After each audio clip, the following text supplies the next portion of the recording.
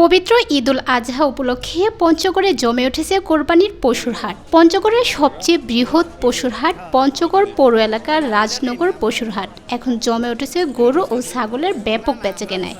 আসন্ন পবিত্র ঈদুল আজহাকে সামনে রেখে জমে উঠেছে পঞ্চগড়ের পশুর হাটগুলো। আর মাত্র কয়েকদিন পরেই মুসলিম সম্প্রদায়ের অন্যতম বৃহৎ ধর্মীয় উৎসব পবিত্র ঈদুল আজহা। ধর্মীয় ঐতিহ্য ও ভাবগম্ভীর্যের মধ্য দিয়ে আগামী 17 জুন ঈদুল আজহা উপলক্ষে পশু কোরবানি করবেন মুসলিম সম্প্রদায়ের ধর্মপ্রাণ মুসল্লিরা। কোরবানি উপলক্ষে পশু কেনা বেচায় ব্যস্ত সময় পার করেছেন কোরবানি দাতা ও ব্যবসায়ীরা। ভারতীয় গরু আমদানি বন্ধ থাকায় খুশি খামারি ও ব্যবসায়ীরা।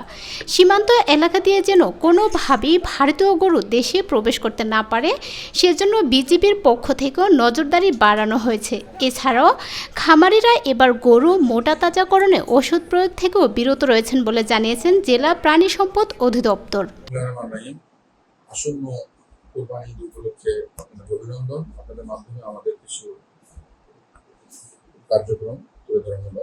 সাধারণত বড়দের পশু নিরাপদ মাংস উৎপাদনের লক্ষ্যে আমাদের পঞ্চগড় জেলার 5টি উপজেলায় যে সংখ্যাগুলো আমরা পেয়েছি সংশ্লিষ্ট উপজেলার কর্মকর্তাদের মাধ্যমে সেটি এখানে সরেজমিনে ঘুরে দেখা গেছে জেলার রাজনগর পশুর হাটে অন্যান্য বারের মতো চমকপ্রদ ও বিশাল আকৃতির সারি সারি গরুর দেখা মেলেনি।